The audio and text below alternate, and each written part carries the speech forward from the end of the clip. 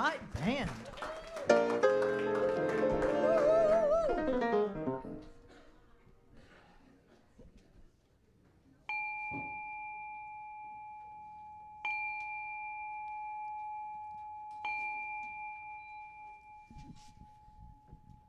Good morning. Welcome home to Unity of Arlington on this lovely not sunny, lovely rainy day. We welcome the rain. We welcome your presence. We welcome those online. We're so glad you're here with us. Let's get this celebration started. Please sing with us.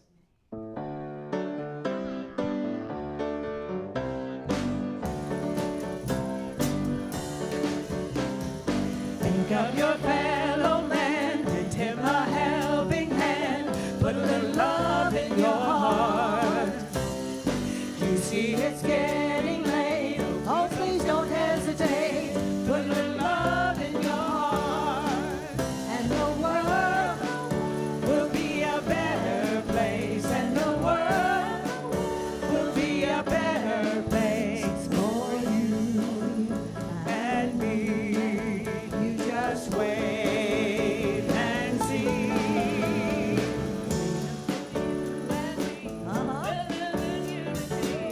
Put a little love in your heart. You want the world to know it's time to let love flow. Put a little love in your heart, and the world will be a better place, and the world will be a better place for you and me. Just wait and see. Put a little love in your heart. Put a little love in your heart. Put a little love in your heart. Put a little love in your heart. Take a good look around, and if you're looking down, put a little love in your heart. I hope when you decide kindness will be your guide, put a little love in your heart, and the world will be a better place, and the world will be a better place for you and me. Just wait and see. Put a little love in your heart. Put a little love in your heart. Put a little love in your heart. Put a little love in your, put a little love in your, put a little love in your heart. Woo, thank you. Please stand and keep it going with us.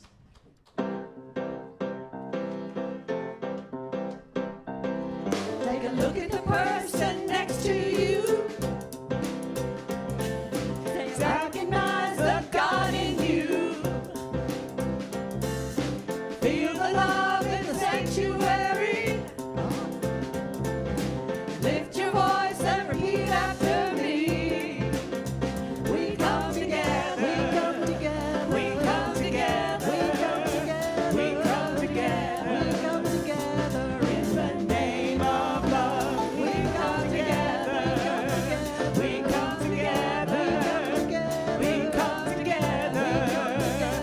In the name of love.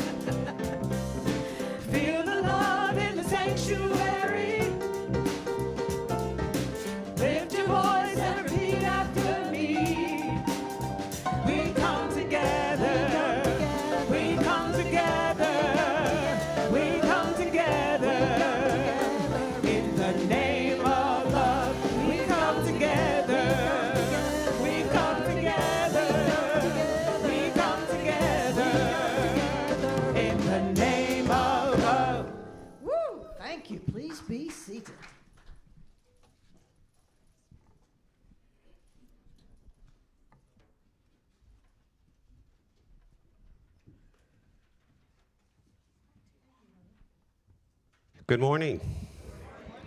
Welcome home to Unity of Arlington. Hey, Chris. I'm Steve Morris. It is my honor to be your worship leader this morning. Let us remember that this is a day that God has made, and we get to choose what we do with it. Right? So God made it, but we get to decide how we're going to respond to it. So let us rejoice and be grateful in it. I want to welcome everyone here, but especially our newcomers or first-time visitors. We hope that you find Unity of Arlington to be a place full of love and joy and insightful, useful spiritual teachings. One of our goals is to have fun while we're making meaningful connections with one another. Unity of Arlington is a beautifully diverse and intentionally inclusive spiritual community devoted to the teachings of Jesus and other great spiritual masters. We love God, we love each other, and we try to create more unity in the world by being love in action. If you are here for the first time or online, please let one of our ushers know so they can give you an information packet. If you're online, go to unityofarlington.org, click on the sign up button, and we'll get all of your information and give you a whole bunch of information about us. And that is the best way that we can help serve you. Throughout the day, I hope that you will open your heart, open your minds, and stay open to the call of Spirit. Lots of good announcements. We'll start. Since yesterday, y'all had a big day over at Arlington Pride. Everybody talking to about 20,000 people over there, letting them know about our church. So thank you if you were a volunteer or an organizer or participated in that. That is really nice to know that our church does that, and really nice for folks out there to know. So thank you for that. Speaking of Pride, next Sunday here will be Pride Sunday. This talk will be Unity in Diversity, Standing Together. Becky and I will facilitate that and join us as we stand together in love, peace, gratitude, and joy. We are one family in the parenthood of God. We are many colors in one light. We are one song in infinite verses.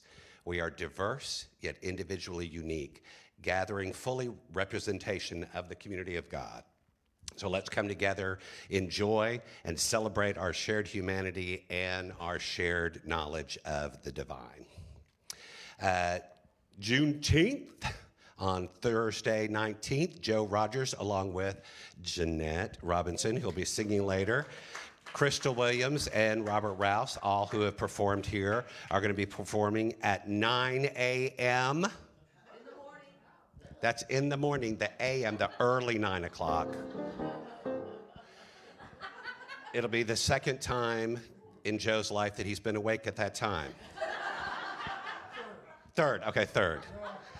He's usually a late night guy, but there's information on Facebook if you look up Juneteenth Strong, but they're going to be performing on NBC TV.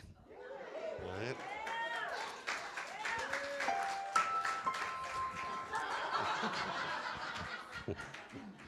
Somebody make that into a TikTok. There we go. All right.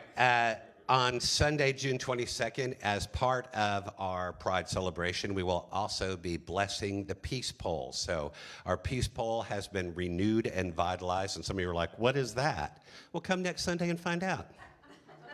But it is a beautiful pole that we had out front that has been refurbished, and we'll be gathering immediately after service next Sunday for a blessing of that. Please join us for that.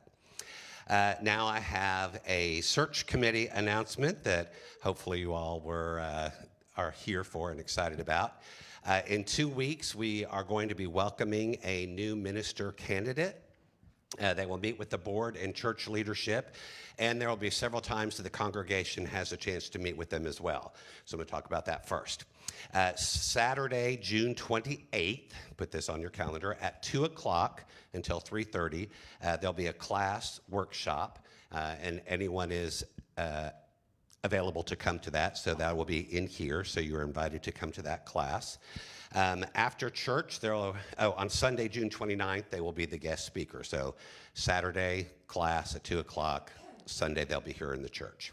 After the church, we'll have a potluck with a Q&A with the candidate. If you have a question that you want to ask the minister candidate, please write that on a note card. They will be in the back next Sunday for you to pick up. And place it in the box, which will be back there as well. I will get to as many questions as possible during the potluck, but make sure that those get turned in beforehand so that we can go through, get rid of similar questions, combine them, do all that kind of stuff, and make it a nice, quick meeting for all of us. We'll not be taking questions from the floor, so make sure you turn those in advance, please. After that meeting, everyone will also have an opportunity to fill out an evaluation with your thoughts. You will return those to me after the service and after you hear the questions for the potluck. Then we will have a meeting on Sunday, July 6th, after church to discuss and share thoughts. All of you that are like, that's a lot of dates, I don't know what's happening. It'll all be in the newsletter, okay? So that'll be in the newsletter next time. After we discuss and share thoughts with the board, then they will make the final decision based on the church's feedback. I'm happy to let you know that our candidate is someone that is very well known to us.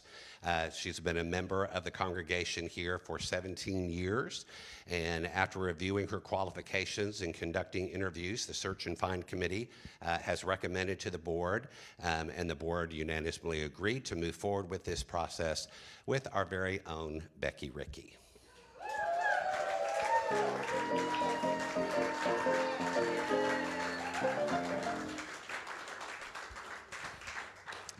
Well, that's a nice response. Thank goodness, because she's sitting over there. That'd have been really awkward if y'all would have booed. Many of you know that Becky currently serves as our Sunday morning coordinator and has served in many capacities.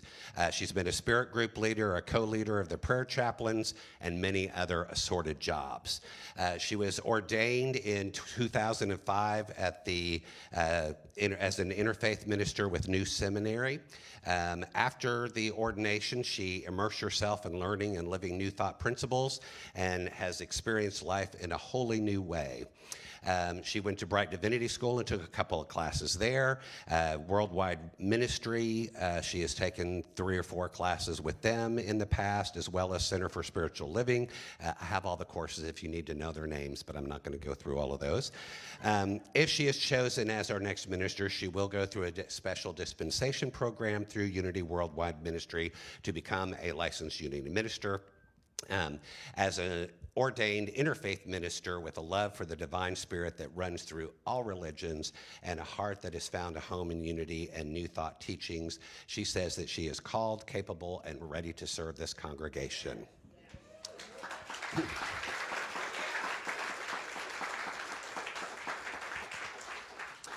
All this part is good. Here's the hard part, okay?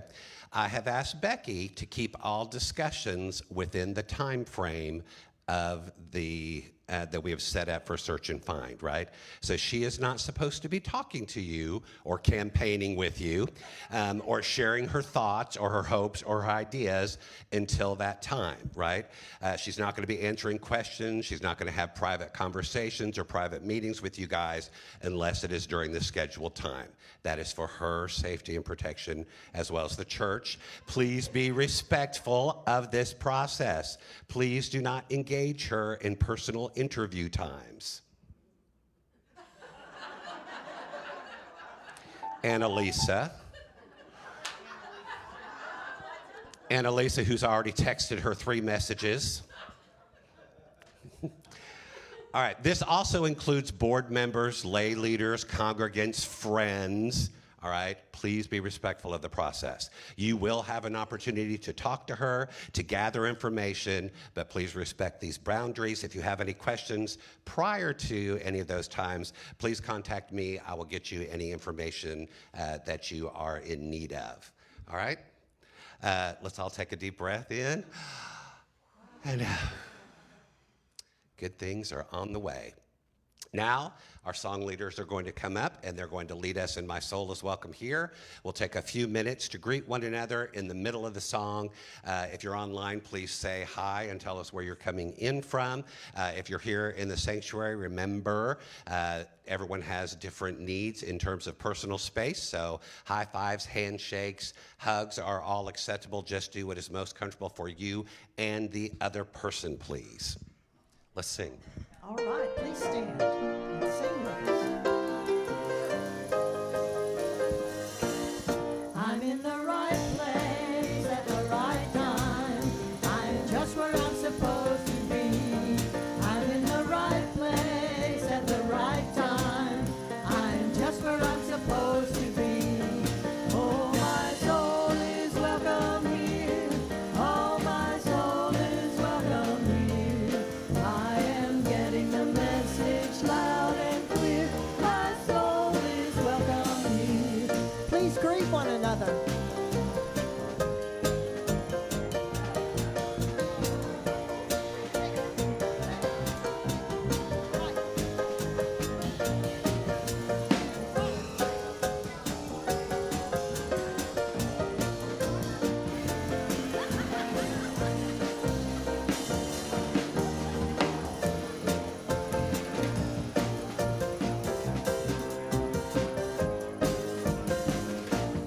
I'm in the right place at the right time.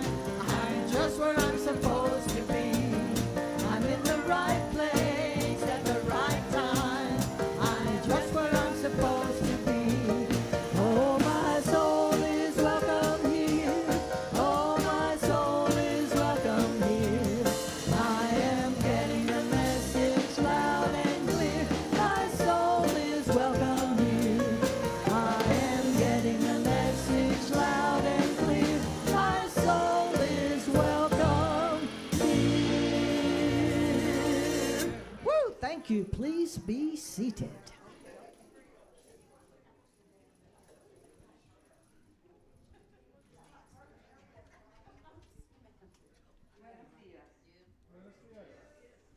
Feliz Día de los Padres a todos los padres de aquí y de todo el mundo, en especial a mi papá, Miguel Ortiz. Muchas bendiciones. Y para el día de hoy, domingo 15 de junio del 2025, la palabra es amor paternal. Y la afirmación es: bendigo a aquellos seres especiales que han demostrado el amor paternal. El amor paternal es único, brindando una sensación cálida de protección y guía. Me inspira a vivir de acuerdo con su ejemplo. Este amor se manifiesta de muchas maneras, en el apoyo de los deberes, en la práctica de deportes o en otras actividades. También puede ser el sabio consejo y la guía cariñosa que prepara a los hijos para ser independientes y asumir la libertad y las responsabilidades de la adultez. Independientemente de quién me haya mostrado este amor paternal, sé que su origen es divino. Dios es la fuente de todo amor paternal. Oro para que todos los padres y figuras paternales sientan el agradecimiento de aquellos a quienes enseñan, aman y protegen, y sigan siendo una expresión del amor divino. De las Sagradas Escrituras, Isaías capítulo 38, versículo 19, esta verdad la enseñarán los padres a sus hijos.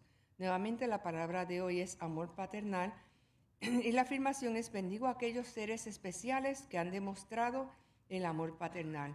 Muy buen día. Good morning. I am Shirley Cobb, and I am honored and happy to be your platform leader this morning. Thank you, Mary, for sharing the daily word in Spanish. The daily word for today, Sunday, June 15th, 2025, is Father's Love. Our affirmation is, I bless those special ones who have shown me Father's love. A father's love is like no other. It gives me the warm feeling of protection and gentle guidance and inspires me to live up to its example. Father's love take many forms. It might mean helping with homework, coaching sports, and teaching of all kinds. It might mean the wise counsel and loving guidance that prepares children to be self-sufficient and ready for the freedom and responsibilities of adulthood. A father's love may come from many earthly sources. No matter who showed me this love, its origin was divine. God is at the heart of all fathers' love. I pray that all fathers and father figures feel the appreciation of those they teach, love, and protect. May they know the love of God as they have brought it to the world. Our scripture today comes from Isaiah 38, verse 19. Fathers, make known to children your faithfulness. Now, please join me in saying our affirmation together. I bless those special ones who have shown me Father's love. And so it is. At this time, I'd like to ask our prayer chaplain, Mary Ortiz, to come forward. We also want to acknowledge Naora Horton, who is the keeper of the flame for today's service. We light the Christ candle as a symbol to remind us of the Christ presence, the divine light within us all. We are the light of the world, and we are meant to shine. Mary will be stationed at the front of the sanctuary after service to offer one-on-one prayer support. Please know that everything shared with your prayer chaplain is confidential. Our chaplains are here to serve you and would love to pray with you. If you have a prayer request, you can also go to our website, unityofarlington.org. There is a prayer request button on the middle of the page. It could be a request or a celebration. And if you are here with us this morning, we invite you to fill out a prayer request and place it in our prayer chest. Our prayer chaplains will pray over these requests and then send them to Silent Unity, where they are held in prayer for 30 days. And now, please join me in saying our opening prayer. There is only one presence and one power in the universe and in my life, God the good. And so it is. Amen.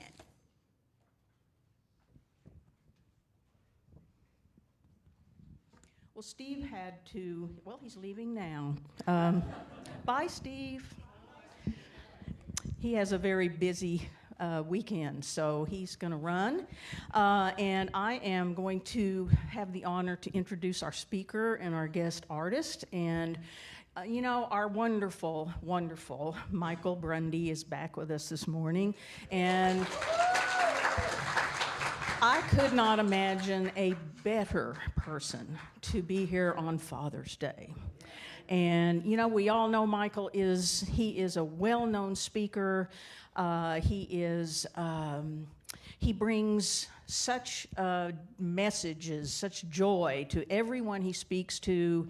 And we just love having him here. So he's back. And if you want to know more, you can go to our website or to his website and find out all of his many achievements. So, as well, after this next guest, we have the lovely Jeanette Robinson back in the house this morning as our guest artist. So I will turn it over to Jeanette and look forward to hearing this. Thank you.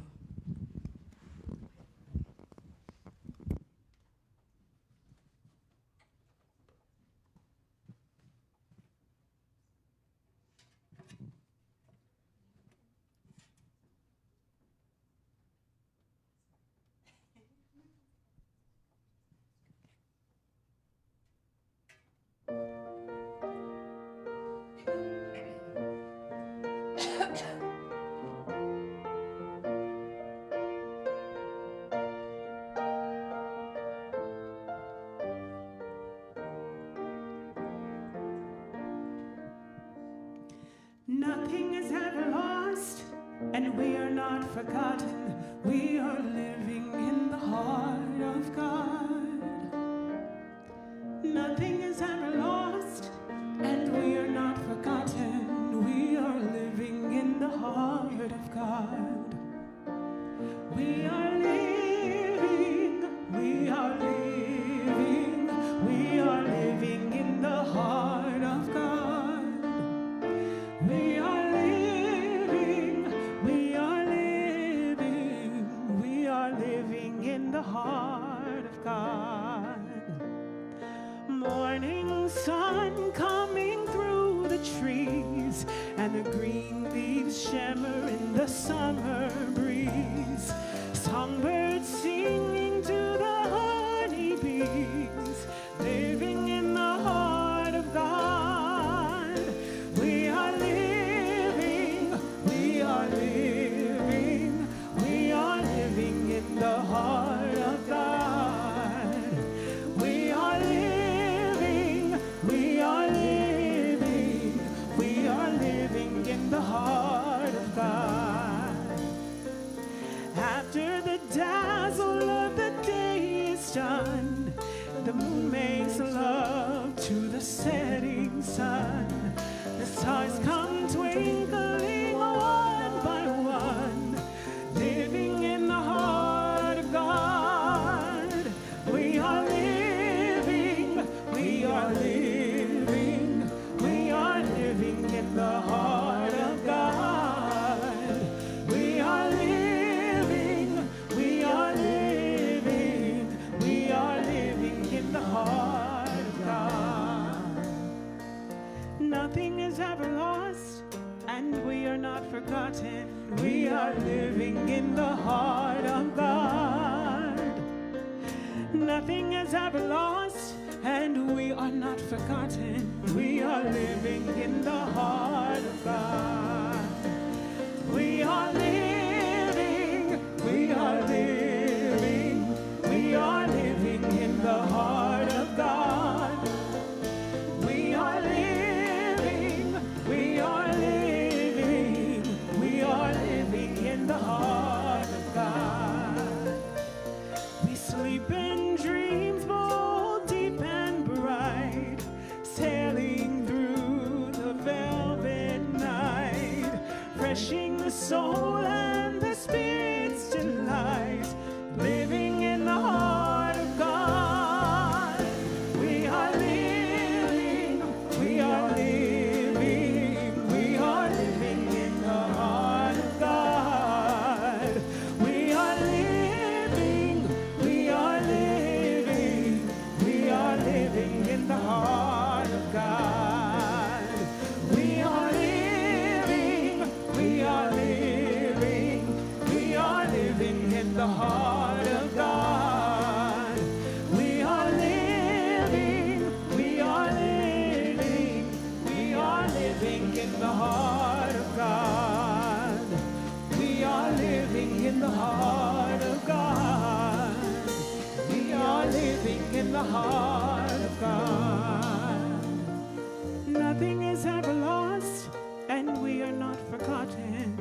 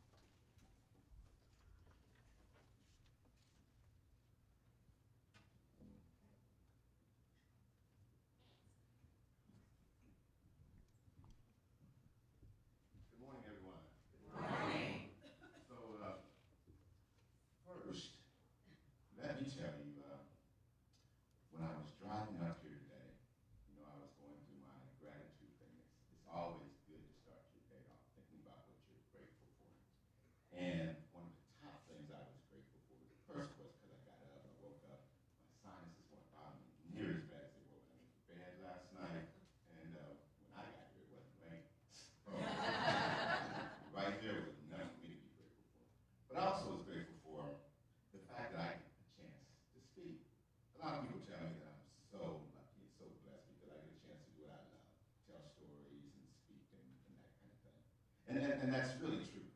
But what you don't get a chance to see is the other part that I'm grateful for. And that's the part that's the preparation, that's the work that happens before I get here. That's the research, that's the planning, all of that kind of stuff. Because usually, the talk's not just for you, it's also for me. And that's when I get a chance to reflect and go back and think about, my life and what's going on with me and what I have to share.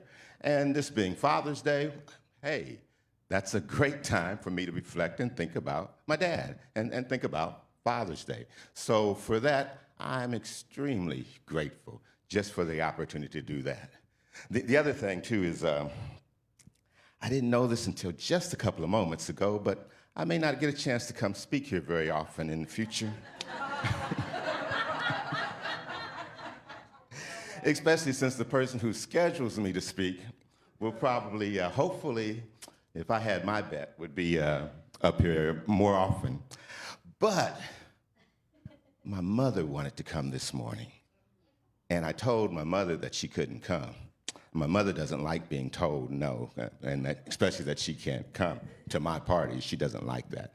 But sometimes, it's not about mom, and this is Father's Day, and I was reflecting on my father and going to tell stories about my father, and it's kind of tough to talk about your parents with your parents in the room. And it's difficult to talk about your father with your mother in the room.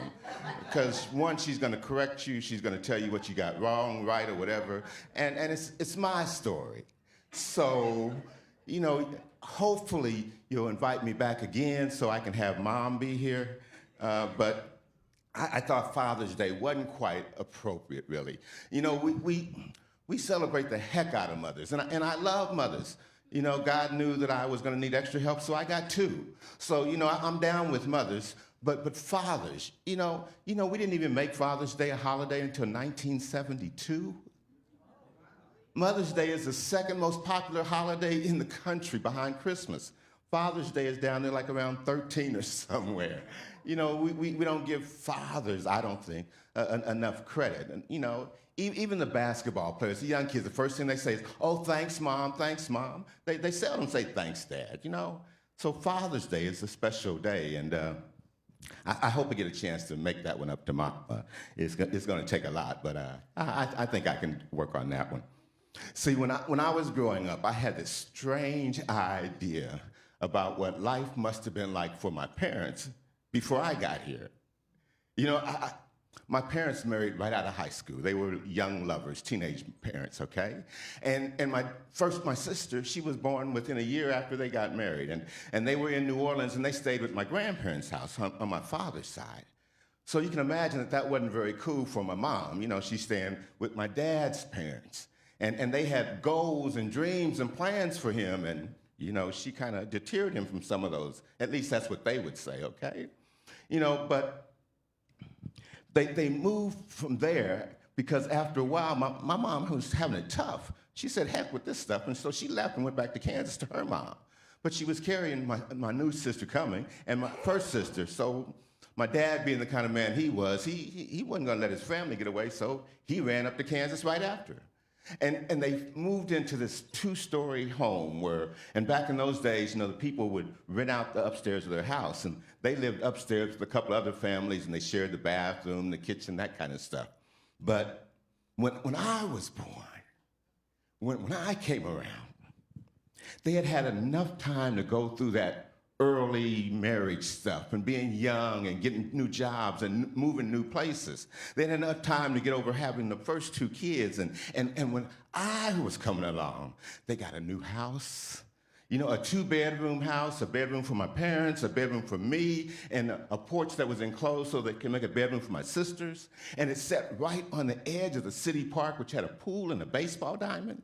The river was right there. I mean, the perfect place to grow up. And I just had this vision that it was Valentine's Day, And my parents were having a great dinner, and they were drinking wine and all the romance, and they went back home and they did that thing, and then 9 months later in November, boom, I was here. I just knew I was born out of that kind of love. My older sisters, you know, it was confusion. They were those early kids. And you know, my parents were trying to figure out things, but when I came around, things were cool, you know? And I'm sure that's, you know, it was a fantastic time. You know, now, that's my vision. Now, this is why my mom's not here. Because my mom tells me, you know, because she always corrects my stories, and she tells me, no, really, your dad was just a little feisty, and I couldn't get to my birth control quick enough, and boom, that's how that happened. It wasn't no romance or no nothing like that. Boom, you just here. But one thing that she couldn't take away from me is I was my father's first son. His first son, the first boy. Can you imagine what that was?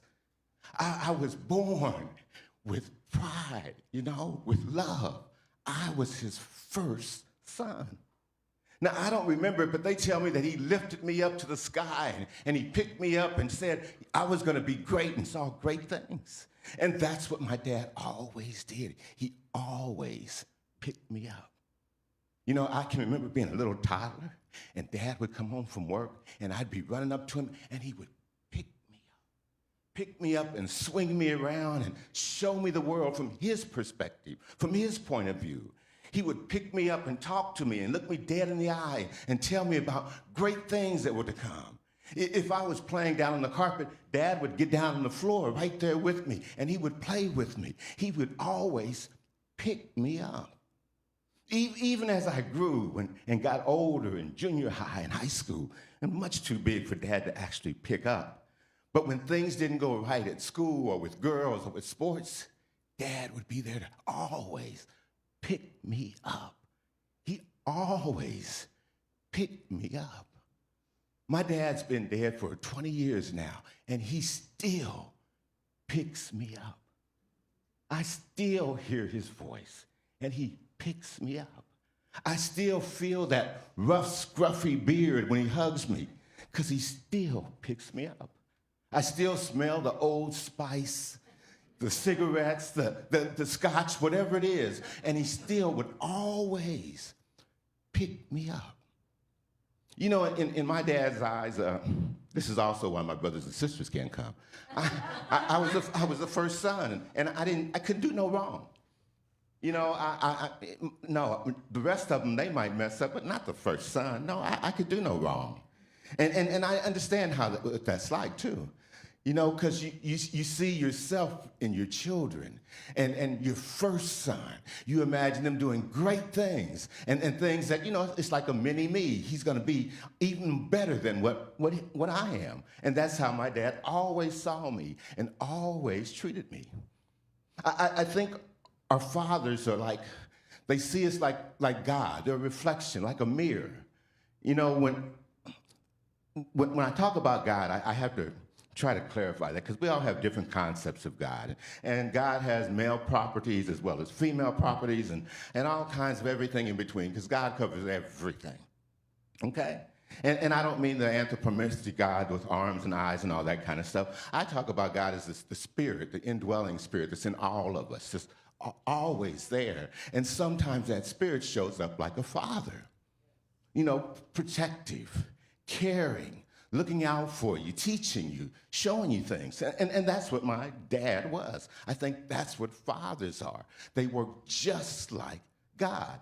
That's why I think sometimes we refer to God as Father. You know, not always Mother Nature, but sometimes Father Time, you know. So we shared around. And my father was just like that. He saw me as God would see me. He saw something inside of me that I couldn't even see myself for a long, long time, but he could see it. Now I understand that he saw the spiritual side of me. I didn't know that before.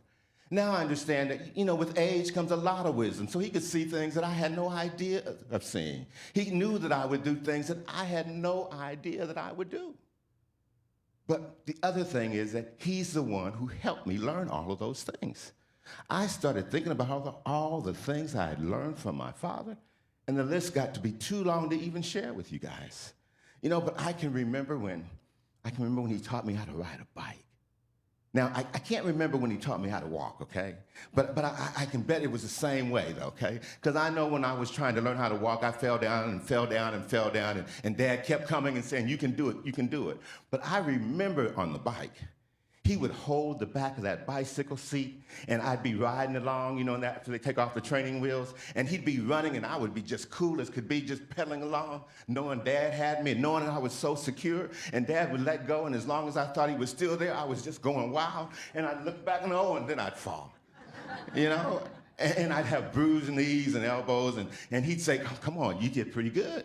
You went further this time than you did last time. You can do this. Let's try again. And he would always do that. And every time. And eventually it got to the point when I would look back and he would be far down the block waving, and that would be enough.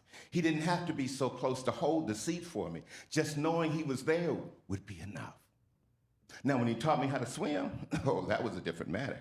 See, Dad made sure that all of us learned how to swim. We lived next to the river, for one, and we had a swimming pool at the park for two.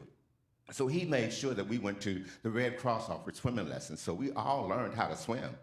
But that wasn't good enough for my dad now. He also made sure he got his input on it. So he took us to the pool, and he would swim with us, and he would have us there holding under the wall and kicking your feet and all that kind of stuff. And he would swim with us, and we would ride on his back while he would, you know, he'd black folk and he'd sit on his stomach and all that kind of crazy stuff. But he made sure we all knew how to swim. And when it got to the point where we thought we were pretty cool at swimming, well, Dad knew that we needed, you know, a little bit more lessons, and he would throw us into the deep pool. You know, throw you in that 9 feet, because, you know, it's one thing to be able to swim and know that you can just stop and stand up. That's cool. But Dad knew that even with problems and troubles, you need to be able to go a step further. Sometimes you won't have that solid foundation underneath you. Can you still swim?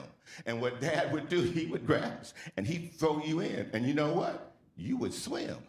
And we all learned how to swim, only because my father could see something in me that I could not see in myself. Now, maybe he did know that all mammals can swim. Maybe he did know if you do it repetitive and over, eventually even a dummy would learn how to swim. Maybe he knew all of that, but that's not the way I see it. I saw it as he had a shining light in his eyes when he looked at me. And it was the way that encouragement hit me and made me want to do what I saw him do. And when I saw him swim, I wanted to swim because I wanted to be like my dad. And that's what fathers do. They provide us with an example of how we can grow up and how we can be. You know, it's cool if you are grown, you know, if just your mom is there, if that's your thing. But it's really helpful if you have a man in your life so that you know how to do things. You know, women sit when they pee, men stand when they pee. There's a difference between some of us, you know. I don't mean to be too bold, but, you know, if my mom was buying my athletic supporters, she would get me a large. My dad knows my waist size is small, and therefore, but there's a difference between just having your mother around you and having your father around you. And my father could see things in me that my mother could not see. So it was important for me to always have my father there. And it's good for all of us to, you know, to find a different way to look at ourselves. I say when you change the way you look at yourself, the things you look at will change. And when I started looking at myself the way my father saw me, then I got to be, a little tougher. You know, my dad was real smart. He was, you know, I heard that there's a time in our lives, like from age 1 to 5, they call that lap time. That's mama's time. You sit on her lap. She loves you. She pats your head. Everything is cool. But from 5 to 10, bam, that's slap time. That's daddy's time. That's when you learn to say yes, sir, and no, ma'am, and stand up straight and do things the right way. That's daddy's time, okay? At about 10, my dad realized that, well, he needed a little extra help. And that's when, you know, a village can raise, you know? And that's when my dad would be willing to let other men, his friend and other people in the community, he would tell them, yeah, you can discipline Michael. And if you see him mess up, you can spank him, and then you can come back and let me know so that I can discipline him and spank him again. And, you know, he knew it would take more. And I was blessed like that, because men in my community, in my area, they did that. You know, some of you may Some of you might understand this or know. One of you might know. But when I was growing up, okay, the barbershop was a black man's country club, okay? When I was growing up, the barbershops and the churches were still segregated. So only black men would be at the barbershop. Not even women would come to the barbershop when I was growing up. Your dad brought you to the barbershop. Now, I know things have changed a little bit, and sometimes you don't have a choice, and a single mother may have to, but when I was growing up, women didn't come into the barbershop. It was only the men. And I remember my dad taking me to the barbershop. We had a barber called Sergeant Linton. Sergeant Linton was an old Buffalo soldier. And he used to grab my head like a basketball and shave all around my head and stuff. And I'd be crying and whining. The dad would be there, though. And my dad would say, "You're a big boy. You can handle this." He would always be there with that comforting thought. And eventually it got to the point where, Dad didn't have to go to the barbershop with me. We lived 2 blocks from the barbershop, and the school was 2 blocks away. So Dad would say on Fridays, "Stop by the barbershop and get your hair cut." And he would come by and pay Sergeant Linton later. But when I would go to the barbershop at Sergeant Linton's, now this barbershop, now first of all, it would have pictures of some of the hairstyles that you can get back then. It would have the Ebony magazine and the Jet magazine there, okay? And then at Mr. Linton's barbershop, he'd have pictures on the wall, pictures of all these military black men, okay? See, I grew up in Leavenworth, Kansas. And any of you guys ever heard of Leavenworth? Prison town, right? Some of y'all's prison people probably around here. But right next to Leavenworth, my town is Fort Leavenworth, okay?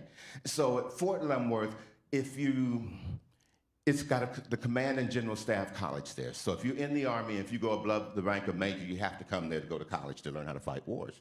So there are a lot of black men who come there as they're going up in the ranks, and they would stop by Sergeant Linton's barbershop, and he would keep a little journal of all of them and track them. And he had, entries of when they first came, when they came for a second tour, and he would follow them all the way up through their career. And he had their pictures on the wall. So when I would come to the barbershop, that's what I would be exposed to. Those magazines, those black men. And I didn't get a chance to say nothing. You don't talk when grown folks talk. You just sit and listen. And that's all I did was sit and listen. But I would sit and listen to these men. And they would tell me what I could do with my life, things that I should know. And these would be men like Roscoe Rock Cartwright. Now, you may not know who he is, okay? But let me give you some quick black history, okay?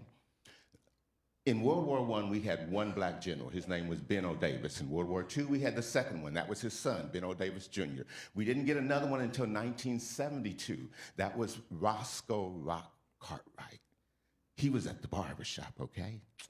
There was another guy there. His name was Roscoe Robinson. He might be kin to you, Jeanette. He was the first black 4-star general. He was over the 82nd Division, Fort Bragg, those guys who jump out of parachutes, those kind of guys. Yeah, black guy was over that guy.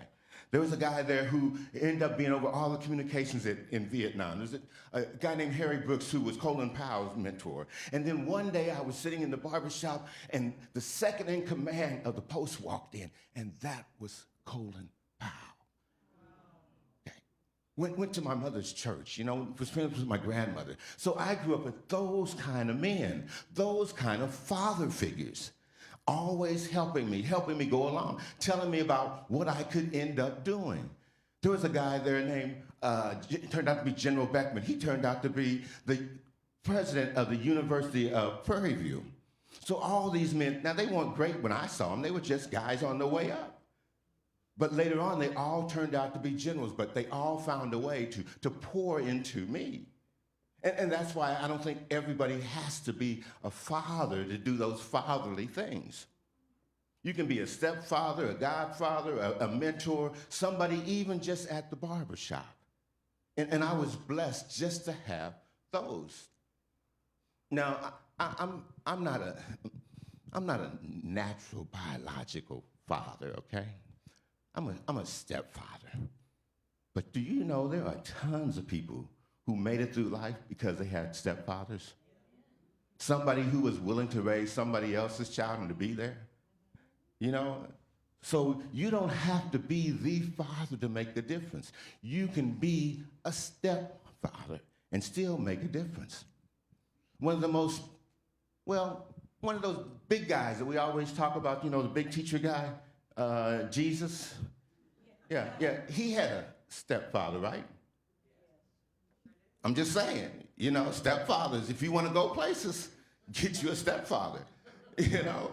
But you need to have that male thing, I think, in your life. And for me, I was lucky to have not just my father, but to have all those father figures who served as stepfathers for me, to help me make it to where I'm at. That's the power that comes from within, from men, from fathers. And it's something that all of us can share and all of us can experience and all of us can get coming back. Now, I'm gonna make sure I don't leave a whole bunch of time on the table like I did before, because I like y'all, and I don't want to somebody to say, well, you know, you could have spoke another 5 minutes, and we still would have been there. Well, this time, because it's still raining outside, I'll go another 5 minutes. But really what I want to do is share one last story with you guys, okay? It's one of my favorite stories. It's one of Jesus' parables. It's the prodigal son. But we always hear it from the son's point of view, you know? The reason that parable is so powerful because the three main characters all have a role to play. There's a story that you can relate about the son, the younger son, the older son that didn't go anywhere, as well as the father. But usually we hear it about, you know, the son who left and came back. But can you imagine what it was like for the father? You know, a father had two sons that he loved and cherished, and he taught them everything he knew. And everything he did was for his sons. His whole farm, everything that he raised, his business, all was to be able to hand off something for his sons. And he couldn't wait to give it to him, but he didn't want to give it to him too soon. You know, he wanted to make sure that the business was going well, that they were ready, that they were mature. But the youngest son, you know, I was the first son. You know, them younger sons, they always acting up, you know? You know, them little brothers, that youngest son, he said, no, Dad, I can't wait. I want my inheritance now. You know, go cash out all my stuff and give me my gold, and I want my stuff now because I want to go out and do my own thing. I don't have time to wait. Now, can you imagine what it must have been like for that father? To know, I mean, his oldest son hadn't left home yet, and his baby wants to leave. And his baby wants to take all of his fortune. You know, what he's worked so hard to gain. You know, I look at my own 401k money sometimes and I wonder, are they really worth me leaving this money behind too? Should I get one of those bumper stickers that say I'm spending my grandkids' inheritance? You know, because sometimes they don't quite see it like I see it. And I think that they need to wait a while. I think they need some more schooling. I think they need to do it my way. And I'm sure that's exactly what this father was thinking. No, don't go yet. Hang on a little bit longer. Get another degree. You know, study some more. Get a couple more certificates. You're not quite ready to go out there. But the son said, no, Dad, I want mine. Things have changed a little bit, and I think I can make it. And he did what you would do. He gave in, and he gave him his inheritance. And can you imagine what it was like? We hear about, yeah, the son was out there partying and things got bad, but that's not what it's like for the parent that's left at home. I'm just a grandparent, but when those kids are out in the streets, I don't know what they're doing, and I'm still concerned. I don't know if they're partying, if they're having a good time. I don't know if the police have stopped them. I don't know what's going on with them. And that's what it looks like from my perspective. Oh, yeah, from their time, oh, we're balling, we're jamming, we're having a good time. It's only 2 o'clock in the morning. But if you're the parent, that's an entirely different view. I can't sleep until you get here. And now, not only are you not here, you're out, you've left home. You're out on the road, out there in the world. Can you imagine what that father must have been feeling? A man who knows how treacherous it can be out there. Even if you're doing the right thing, sometimes a child can get in trouble. And he doesn't hear from that child near as often as he needs to so that he can be comfortable. You know, he may get a little bit of news every now and then about the kid is doing this or doing that, but it's not the same. But when all of a sudden, you know, a child that you've been working with all your life, loving all your life, all of a sudden sees it differently and turns around. You know, I had a son who I thought should be a computer programmer, should get into data processing, should go to the right schools, should do just like his mother had did, just like I had did. And he decided, no, I gotta go. I don't want it that way. And it was one of the greatest lessons that I learned, being able to let go and let him be grown and be his own man. But that is very difficult from the father's perspective. But when you let them go off and go live their life and something happens and they turn around and they can come back and say, hey, Dad, you know, you were right about a few things. Hey, Dad, I thank you for what you did. Hey, Dad, I remember that. And that must have been what it was like when that father looked down that road and saw his son coming down. He couldn't even wait for him to get there. He had to go dash and go get to him himself. And what would he do? He would wrap him with love, with a cloak, have a party, all those things that you do when you see that your child is doing right, is okay, is coming back home. It's not just about the prodigal son. It's about that father that had invested so much, that father that was still there after he had went off and did his thing, that father that got a chance to celebrate him coming back home.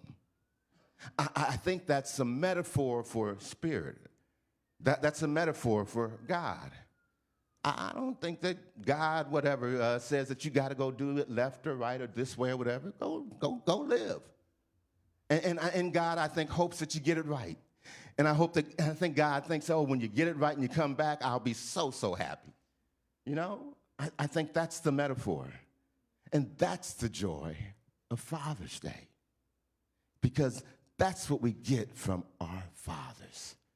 And if you are lucky enough to have had a father or been a father or any of that kind of stuff, then you understand and you know the blessing that I'm talking about.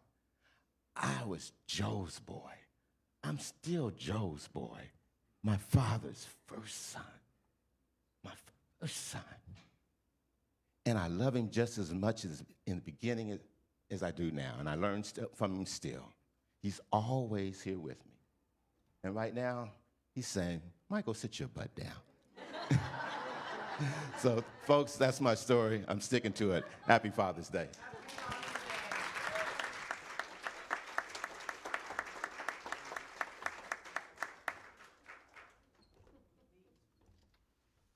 Thank you so much, Michael.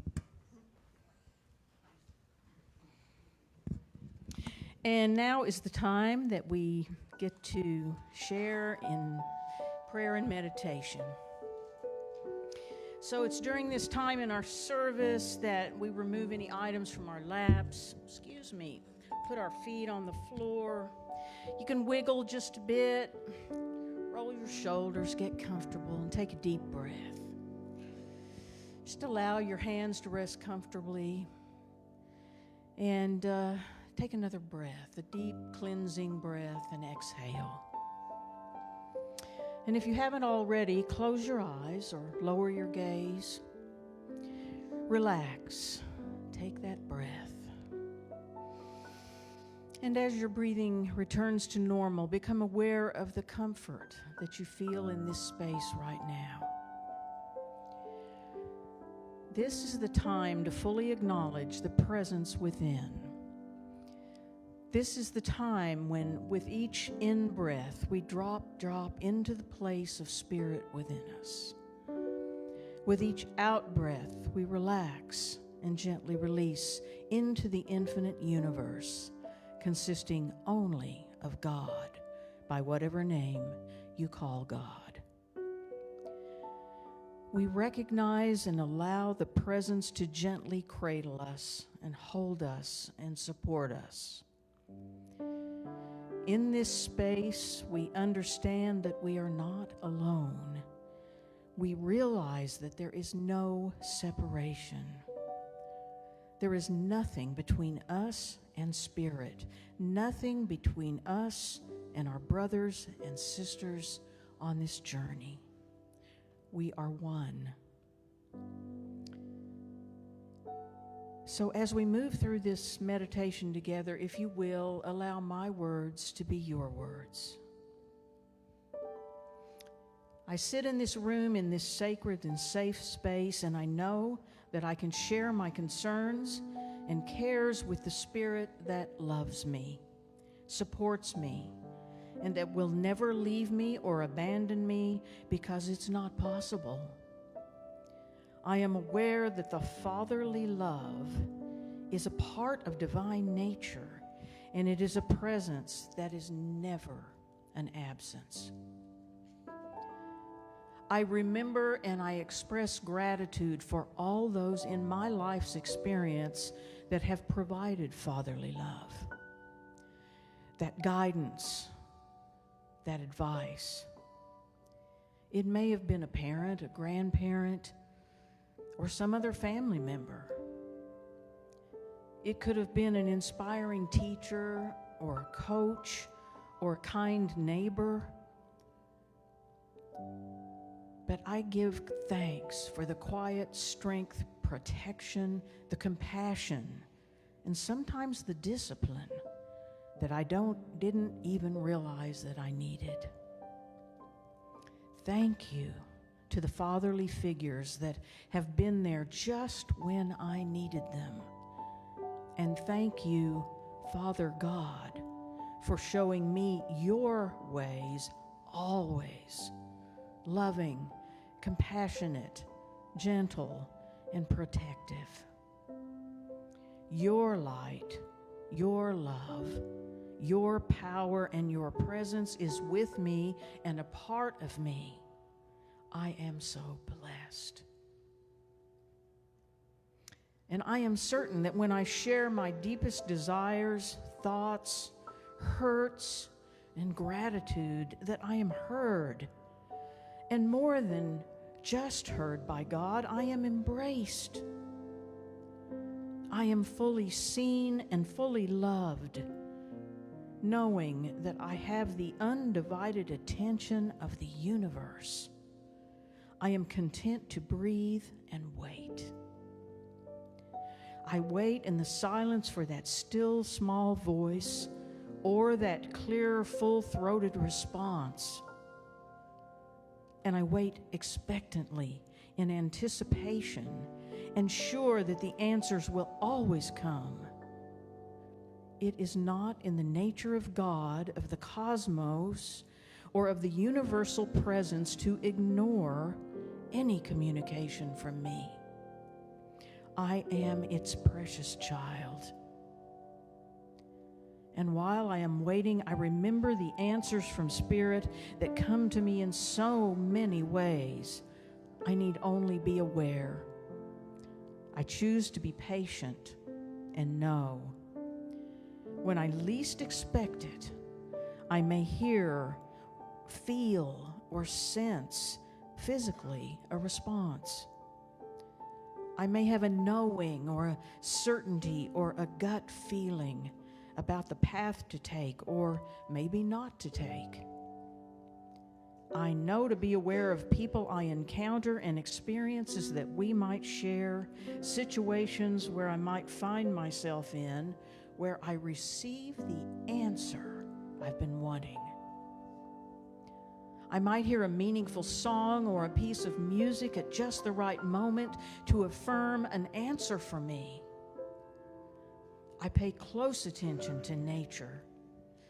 Spirit is in everything in creation. Everything. I might hear a bird song or have a brush with a butterfly or a hummingbird. It might appear at just the right moment and bring a message of confirmation or affirmation. God speaks to me in so many ways. I only need be aware. And as the psalmist wrote, I will wait upon the Lord and I will be renewed. I breathe and I take in the knowing that God is always listening and hearing and responding as I go into the silence.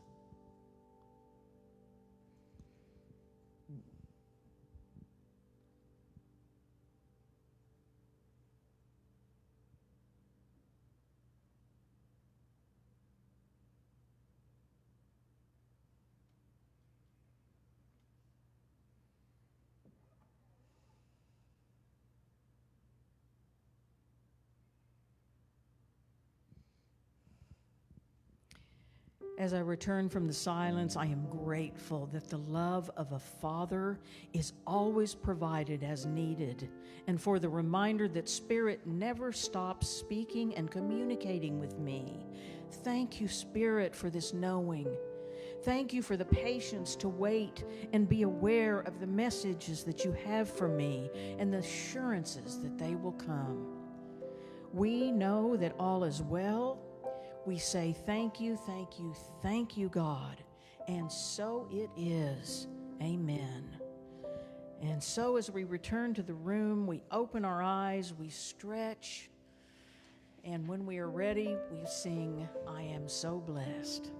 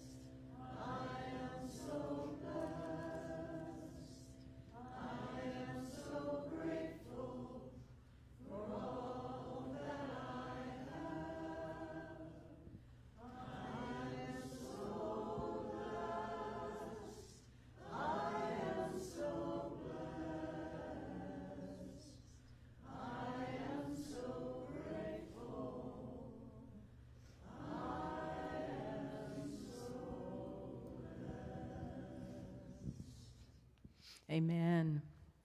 Thank you.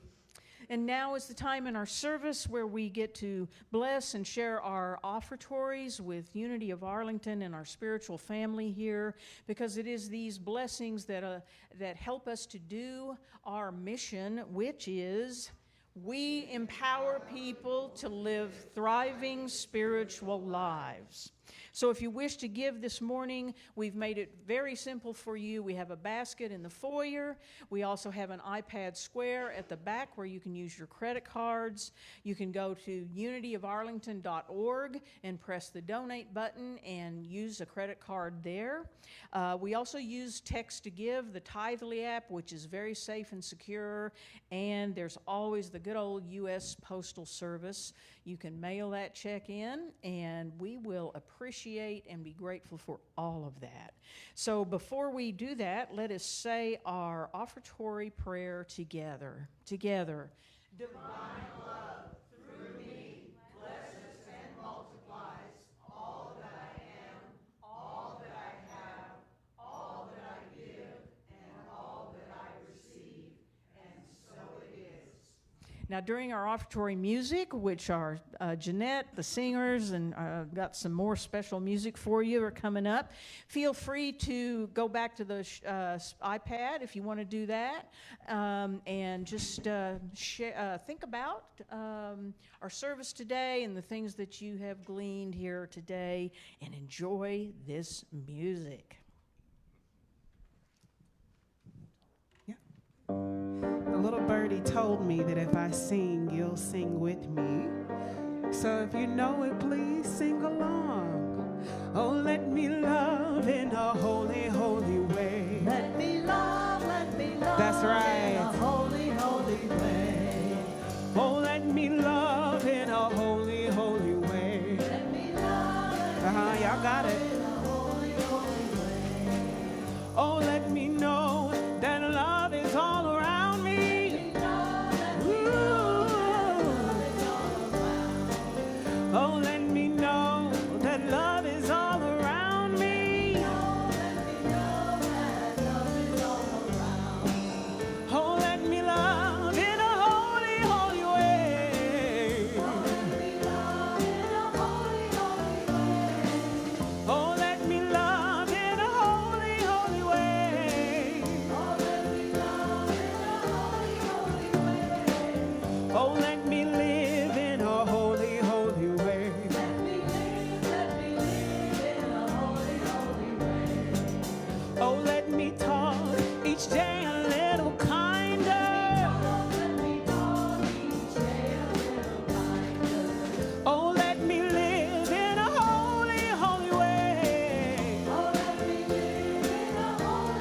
That's right. Oh, let me live in a holy, holy way. Oh, let me live in a holy, holy way. Hey.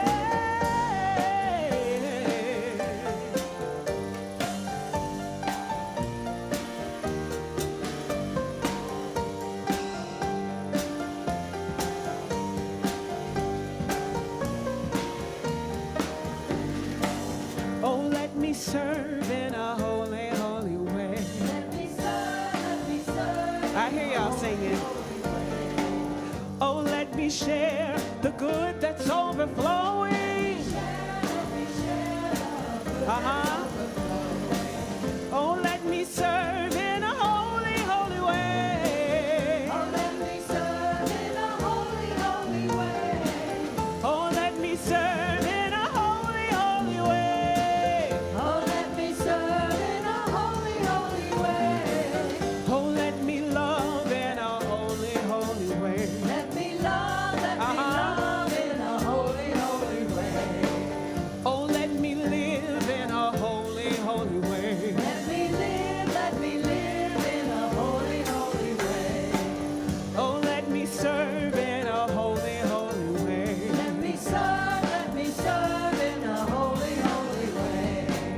Oh, let me love in a holy, holy way. Let me love In a holy, holy way.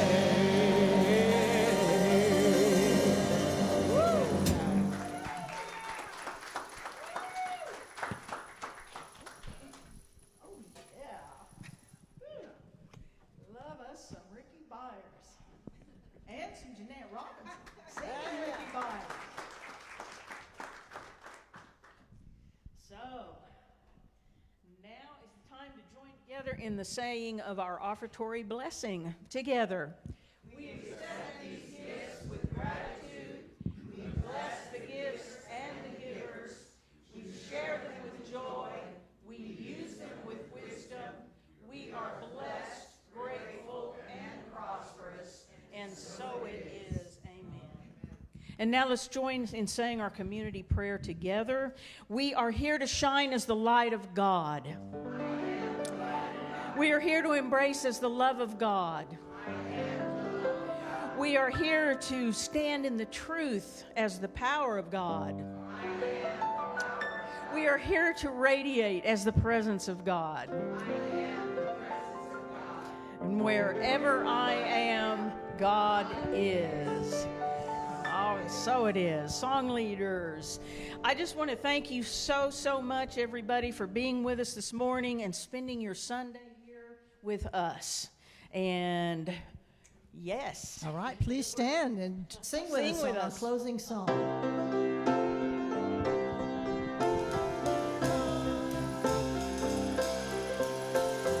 One people living on one planet, joining in one family. We are all one. One people living on one planet, joining in one family. We are all one. One people living on one planet, joining in one family. We are all one. One people living on one planet, joining in one family. We are all one. We are all one. We are all one. And now let us say our affirmation for today one more time together. I bless those special ones who have shown me Father's love. And I just need to tell you one thing we forgot to mention. There are some snacks and a few little things at the back with some waters and the sign-up sheets for the potluck on the 29th. So please bring good food and sign up. So I know that you will take something that you've learned here today out with you into the world as you are being love in action. Amen. Bless you, and we are complete.